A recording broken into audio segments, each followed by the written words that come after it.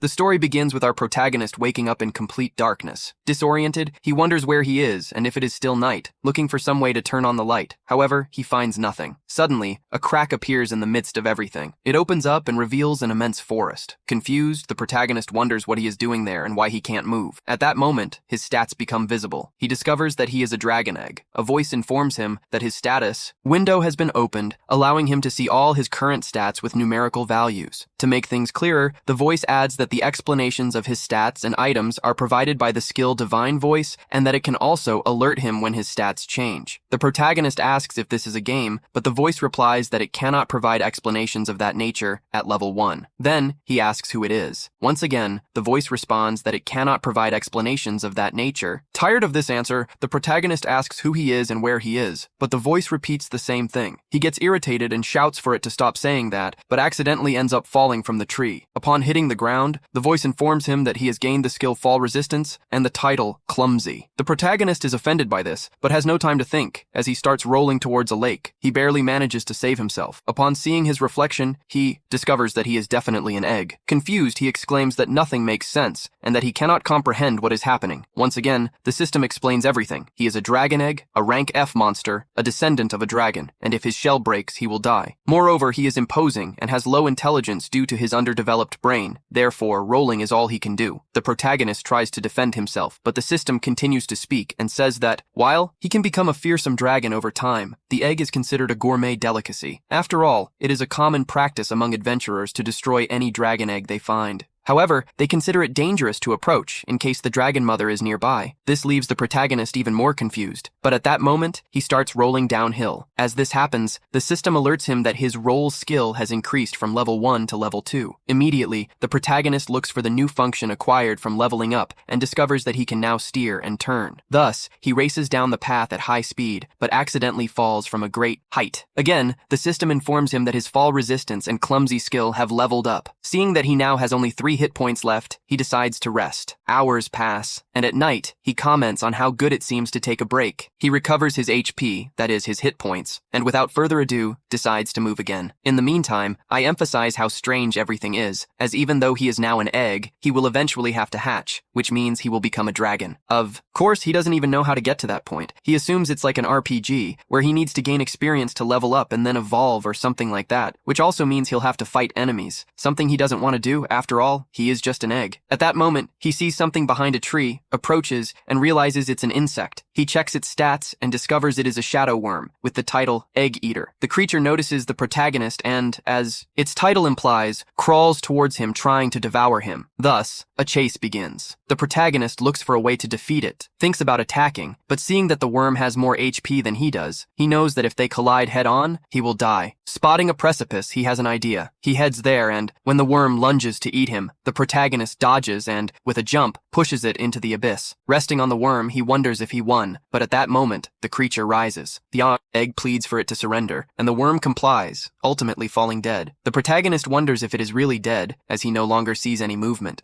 The system alerts him that he has gained 12 experience points. Additionally, the title Wandering Egg grants him 12 additional points. The protagonist understands that this functions like a game, and the system announces that he has leveled up from level 1 to 5, reaching the maximum level for evolution. Before this, the system shows him the ways he can grow, as a baby dragon or as a dragonette. Not knowing which to choose, the system describes the dragonette. It is a kind of small dragon, but still larger than a bear, and has a breath of fire. In contrast, the baby dragon has very soft flesh and is quite weak. It has short claws and fangs, but possesses great potential with multiple evolution paths, although most end up being hunted by adventurers or monsters. The baby dragon leaves the protagonist feeling depressed, and he prefers the dragonette for being more balanced. At this moment, he feels hands touching him, and a voice repeating for him to become stronger, saying that only one path opens before him, the path to the top, and that great expectations rest upon him. The protagonist wonders if this is a divine voice. The system informs him that the divine voice has leveled up from 1 to 2. He assumes that the voice appeared because he mentioned the balanced dragonette. Keeping in mind that only one path will lead him to the top, he thinks that the baby dragon has more potential and can evolve into various types of dragons, while the dragonette has fewer options and may become stagnant in its evolution. Thus, after much thought, he confidently chooses the baby dragon. We then see its shell break, from which legs and a tail emerge. The system remarks that, thanks to his title, Son of the Dragon King, first, the resistances of level lower than 5 are reinforced. In addition, he gains the skills Dragon Scales, Baby breath, whistle, and bite, transforming almost like a Digimon. His statistics increase drastically, but his life points and magical power are still not at maximum. This means that even after evolving, he needs to rest. Before that, he thinks of thanking the caterpillar, but feels hungry for some reason. She seems appetizing to him. The protagonist understands that this is due to his dragon instinct and that his body urges him to eat her to heal and be able to fight. At that moment, the divine voice reiterates that he must grow stronger, and with no other option, he consumes the caterpillar, roaring in disgust at the horrible taste. The next day, the dragon awakens and goes to see his reflection in the calmer lake. He realizes that he has been reincarnated in another world and is now a kind of Dragon Hatchling. Furthermore, the world seems to function like an RPG. He can gain experience, level up, and evolve. However, for some reason,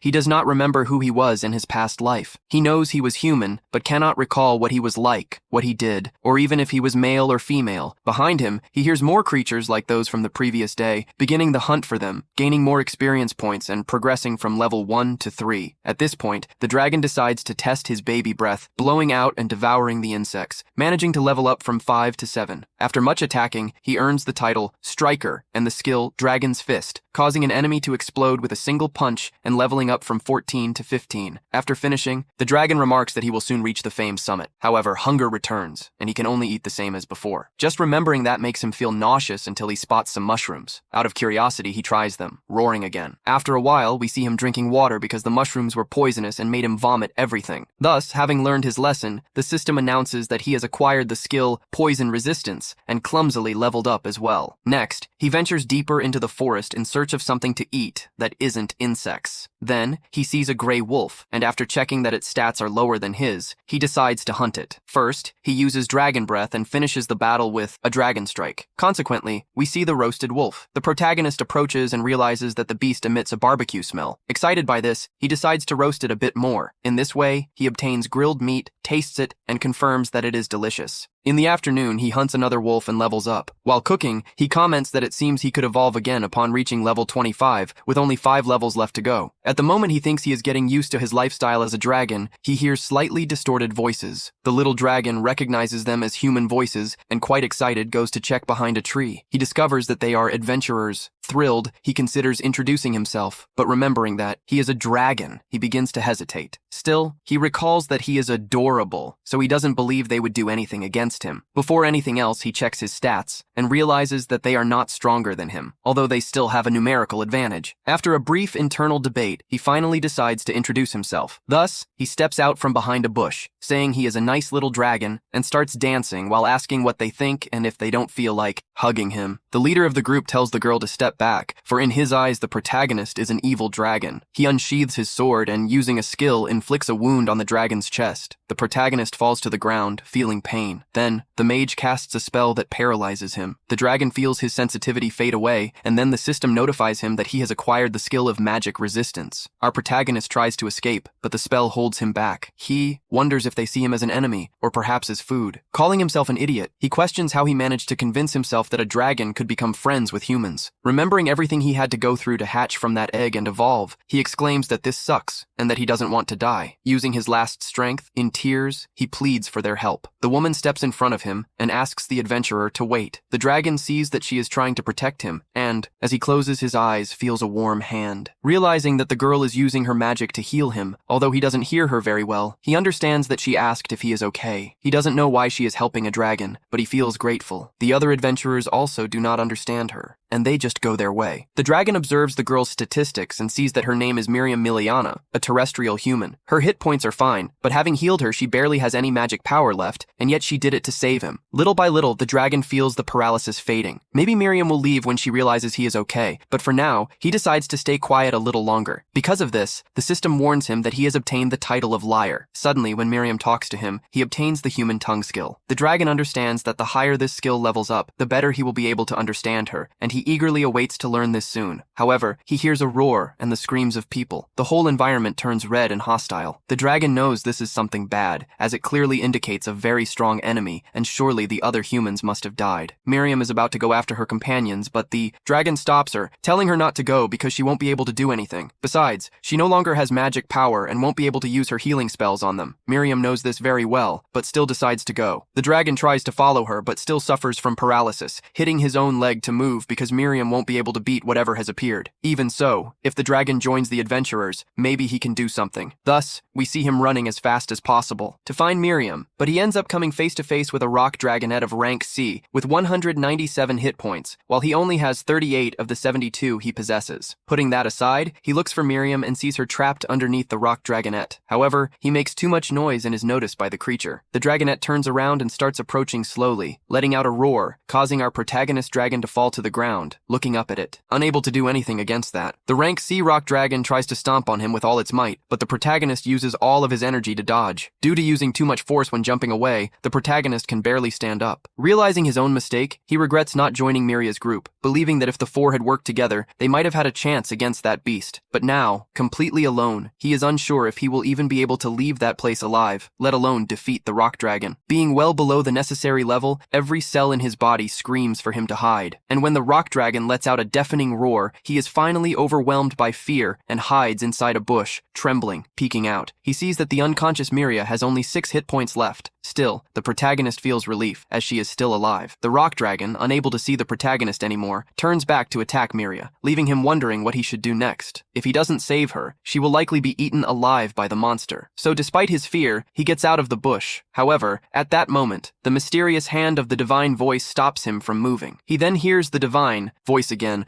which continues pleading for him to flee, claiming that otherwise he will be roasted. But he doesn't care. He was once human, and as a human, he cannot abandon an innocent person. So, he lets out a loud roar to dispel the fear and charges directly at the rock dragon. The monster tries to stomp on him, but by dodging, the system rewards him with the title of King of Evasion. He notices that the old man who had joined Miria's group is at 0 HP, and, as unfortunate as it is, there is still another person alive. Thus, he desperately tries to save both Miria and the other member. He provokes the rock dragon, hitting it several times and causing the monster to chase him, but that turns out to be a mistake, as the creature uses an ability called Tremor that hits him even from outside the monster's direct reach. As the dragon approaches and is about to use the ability Bite, the protagonist reacts cleverly by shoving a fireball into the creature's mouth. However, the rock dragon survives and immediately enters a recovery state to restore her HP. Meanwhile, the protagonist picks up Miria and runs away, leaving the other companion behind as he has neither the time nor the strength to save him. After taking Miria to a safe place, the protagonist notices that her HP has dropped again from 6 to just 3, making him question if this is due to blood loss. Her status indicates that she is bleeding and conscious. He then tries to use the recovery magic Rest, but it doesn't work, perhaps because it is a self-recovery ability. Thus, he decides to focus on getting the girl back to her people, believing that only humans will be able to save her life. However, he doesn't know the path she and the group came from, so he follows the faint smell of humans and carries Miria out of the forest. Along the way, a pack of gray wolves is attracted by Miria's scent, and as a result, they start to chase the protagonist. He faces the beasts with all his strength to protect Miria, and by the end of the day, he is out of energy. Nevertheless, he continues to push himself and manages to bring her to a village. With no one in sight, he begins to roar loudly in hopes of drawing attention. Some humans appear, but they obviously believe that the protagonist is a beast trying to harm Miria. With no way to communicate, the humans start to attack him, realizing that as a dragon, he would never be able to make them believe he is not dangerous. He places Miria on the ground and flees, receiving a new title from the system, Little Hero. A few days later, Miria regains consciousness after receiving proper treatment and realizes she is at Marielle's house. Marielle explains that she had to use a powerful white magic to save her life, and Miria thanks her. What truly bothers her is knowing who brought her back to the village. So, she asks Mariella if it was the other 2 members of the group, the old Grants or Da. However, Mariella reveals that Grant's lifeless body was found by the villagers the previous day in the forest. Visibly shaken, Mariella calls Dun a fool for provoking a dragon. As for Da, she explains that her body has not been found yet, but she believes it has been devoured by another monster. Realizing that she was the only survivor, Miria feels extremely guilty and regrets not having stopped Da from challenging the rock dragon. She bursts into tears, and Marielle tries to console her by saying it wasn't her fault, but that doesn't help at all. All Miria can remember is how brave Da was. She recalls the day when Da truly got angry for the first time. That day, Da got into an argument with one of the boys from the village. The fight started because the boy said that Da would never be able to fight and defeat a rock dragon. The boy seemed so confident because he knew that the last time Da had encountered a rock dragon, she had lost her courage and fled. Da insisted that this was in the past, and that if she now had a reason to fight against a rock dragon, she would definitely win. The boys were absolutely sure that she wouldn't be able to win. Thus, Da's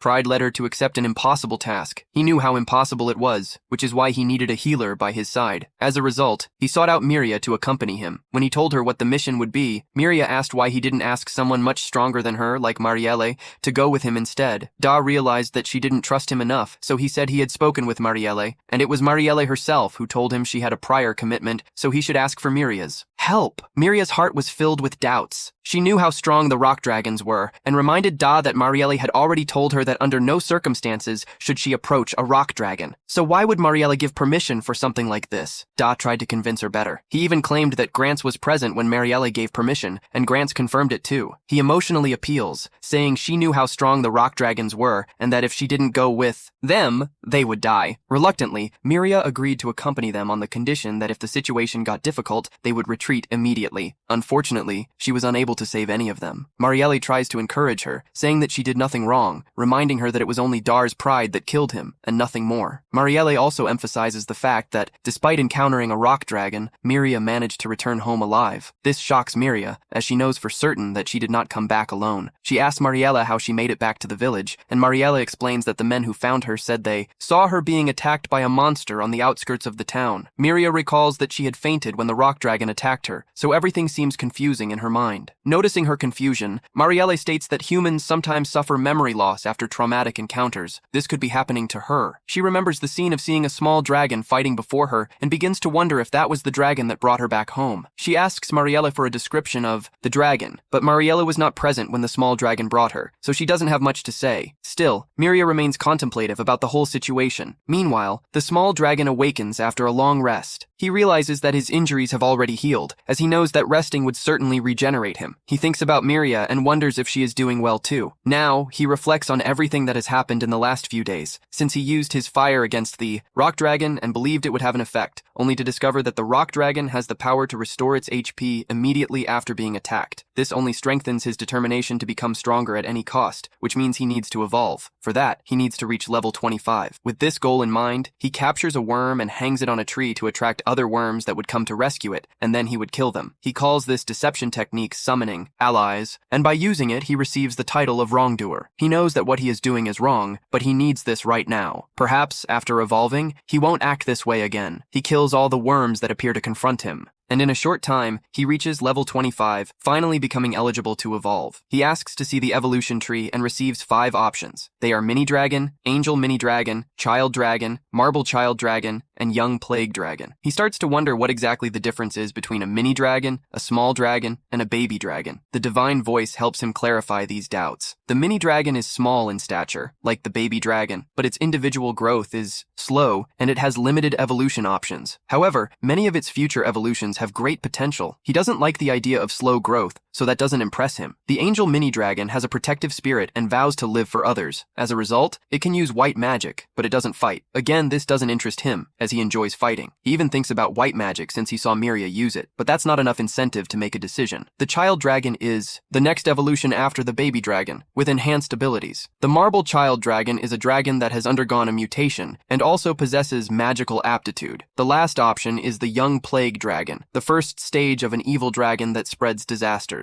The idea of spreading calamities does not appeal to the protagonist at all, so he immediately rejects this option. However, the system continues to list the characteristics of this dragon, including the fact that it has high intelligence and can use human transformation. He shouts that he does not want to become evil, but the idea of being able to transform into a human is too tempting to ignore. Which of these dragons will he evolve into? He thinks about going to the village and making friends, but that would mean spreading the plague. Confused, he shouts, not knowing which evolution path to choose. He thinks it's a bad idea to choose the Young Plague Dragon, but he desires the human transformation to see Miria again. He believes that if he chooses the Plague Dragon and then learns the human transformation, he can live a pure and honest life. Thus, he decides to evolve into the Young Plague Dragon. As he does this, his wings grow and his color changes. The divine voice announces that the evolution was a success. He looks at his reflection in the water and begins to regret the evolution, as his appearance seems somewhat intimidating. The voice warns that the level of view statistics has risen from level 2 to 3, and with that, he can review the details of his skills. The Divine Voice continues announcing the evolutions. The Divine Voice has risen to level 2. He gained the skills to fly and dragon scale dust, as well as the light bite skill, which evolved into venomous fang. He also received dark type, sickly breath, and paralyzing poison claws. He starts to become desperate, but the Divine Voice doesn't stop there. He received the titles of Calamity and Miscreant, leveling up to level 2. Everything feels terrifying to him, but he still believes that the human transformation will make up for it. Suddenly, the Divine Voice stops speaking. He panics, asking where the human transformation is, but receives no response. He questions whether he needs to level up before achieving the transformation, and the voice replies that it cannot provide that information at the current level, then disappears. The protagonist becomes depressed. He has all those strange skills, but he failed to achieve the human transformation. He asks for explanations regarding the Divine Voice, wanting to know whose voice it is, but again hears that he cannot obtain that answer at the current level. Then, he starts to ask about the skills he acquired. The dragon scale dust has the effect of releasing a debilitating miasma around him when he flaps his wings, affecting everything nearby. At the maximum level, the dragon can destroy nations simply by flying. He spreads his wings, and the plant beside him immediately dies. He falls into despair upon realizing that he is now a biological weapon. The Divine Voice moves on to another skill, sickly breath, an attack that spreads a miasma laden with highly contagious diseases, which has already been responsible for exterminating an entire civilization. He wonders desperately if he will be able to return to the path of the hero. He then inquires about his titles,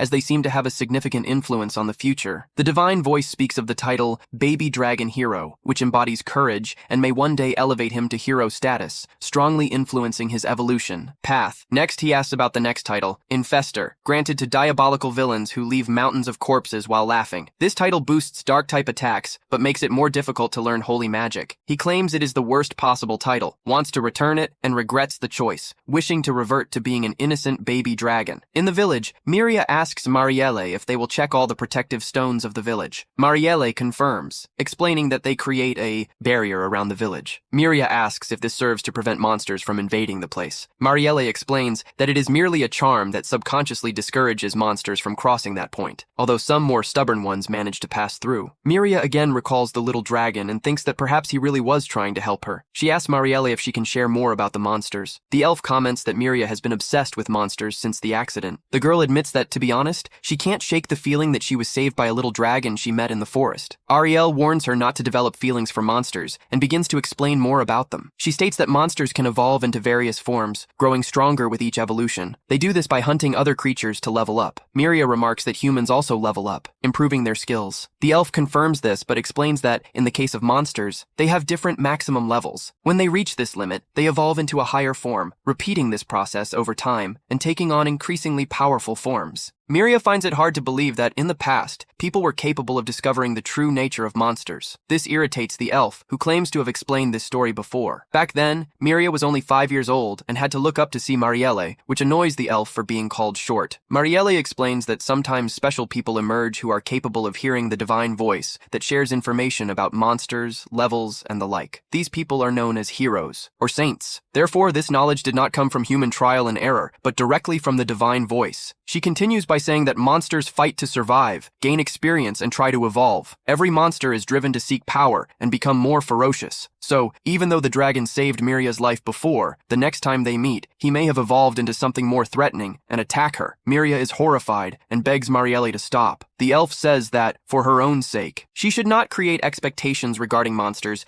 as they are the embodiment of the fighting instinct, which makes them incompatible with humans. Thus, we follow our protagonist, completely motivated to level up and get back on the right path, which for him means becoming a hero and reuniting with Miria. With this in mind, he begins to search for weak monsters to face. Suddenly, he feels his body struggling to move and soon realizes that several threads are binding his limbs. He has entered the territory of a spider. Clearly, this was not the type of monster he wanted to face, but the spider gives him no time to think and spits its web without hesitation. In desperation, he ignites his own body in flames to melt the threads, something that was obviously not in his plans. He panics and starts rolling on the ground, but luckily, the system alerts him that he has just obtained fire resistance. This eases the protagonist a bit, who then returns to combat with less worry. He notices that the spider is trapped and has taken some damage. Seizing the opportunity, our protagonist charges in with his claws, applies a paralyzing poison, and strings together a series of blows. After that, he checks his stats and discovers that he has only managed to take out half of the spider's health. Aware that it won't be possible to defeat her at that moment, he decides to flee. He begins to roll away to escape, but the spider starts to chase him. Seeing that he is about to be caught, he tries to fly, but his small wings can't support his weight. He attempts this several times but fails, assuming it's due to his still low level. Realizing he is about to be caught again, he rolls away once more. After 10 minutes, he continues to run without stopping, while the spider shows no signs of fatigue. At this moment, the system notifies him that the roll skill has increased from level 2 to level 3. In addition to escaping, he also earns the title of Chicken Runner, which leaves him a bit humiliated, although he thinks he would fight if he had a chance to win. Spotting a cliff, he finds himself faced with a choice. He knows he could die if he continues, so he tries to turn right before the edge, but he also considers the possibility of flying to the other side. However, his flying ability is still unreliable, so he has no choice but to attempt a jump. Just when everything seemed lost, his flying ability finally works, allowing him to leave the spider behind. Upon landing, he feels completely exhausted, but as he turns to laugh at the situation, he realizes the spider is no longer there. He believes she has given up and promises that he will defeat her when he levels up more. However, he soon sees a bridge made of web, and the spider leaps right in front of him, restarting the chase. The system informs him that the roll skill has increased from level 3 to level 4, but this is not very helpful anymore. Accidentally, he ends up running over a lion, gaining 12 experience points. Additionally, because of the title of Walking Egg, he levels up from level 1 to level 3. Thus, he runs over all sorts of creatures along the way, moving from level 3 to level 8. Noticing the increase in his stats, he feels more confident about facing the spider. Then, he stops, analyzes his skills, and discovers that she has something called double poison. The protagonist does not know exactly what that means,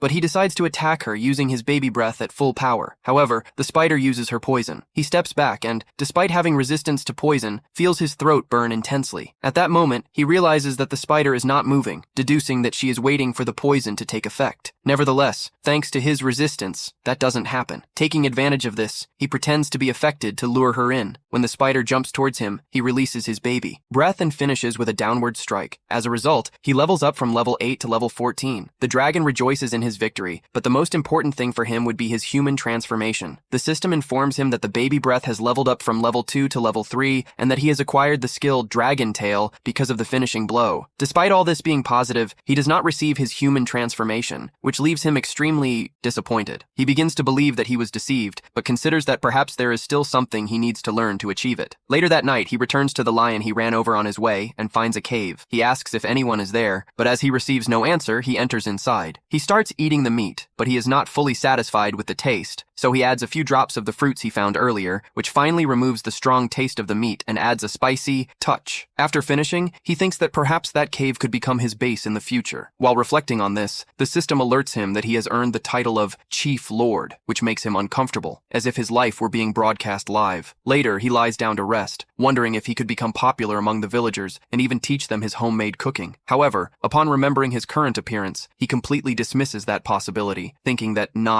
even Miria would recognize him in this form. Annoyed, he blames the system for mentioning the human transformation and not granting it. Looking up at the sky, he demands that it be delivered to him, as he does not want to spend his entire life alone. Meanwhile, in the village of humans, Miria overhears a conversation with an old man who claims to have seen one of them near a lake just outside the village. Intrigued, she asks him to tell her more. Even inebriated, the old man recounts that he was fishing when suddenly he saw someone among the bushes. The figure looked haggard, almost like a zombie, and walked into the forest while murmuring incomprehensible things. The others do not believe him, attributing everything to his drunkenness. The old man insists that he really saw it and claims that he hadn't drunk a single drop of alcohol that day. Miria is visibly intrigued. The blonde young man notices this and reminds her that the death of those two adventurers was not her fault. Miria tries to calm herself and leaves the scene. Back with Marielle, she tells her what she heard and states her intention to go into the forest. The elf immediately forbids her, asserting that if there were indeed a possibility of Dew still being alive, he would have returned to the village by now. Miria admits she isn't sure, but suggests forming groups with the villagers to search for him. Marielle rejects the idea, making it clear that she does not intend to risk anyone else's life. Miria calms down, and then Marielle, trying to cheer her up, says she will contact the guild to investigate the matter. Miria understands and apologizes for being irrational, although her words do not fully convince Marielle. We then return to our protagonist once again motivated to level up. At that moment, he encounters a monster resembling a puddle of water and tries to check its statistics. However, upon doing so, his vision distorts and his head begins to hurt. The system warns him that the skill See Statistics cannot provide accurate information at level 3, but since he has just leveled up to level 4, he is able to read the monster's statistics for a few seconds. This leaves him confused, but in the end, he continues on with his journey. If you made it this far, comment the word system to show you've reached the end.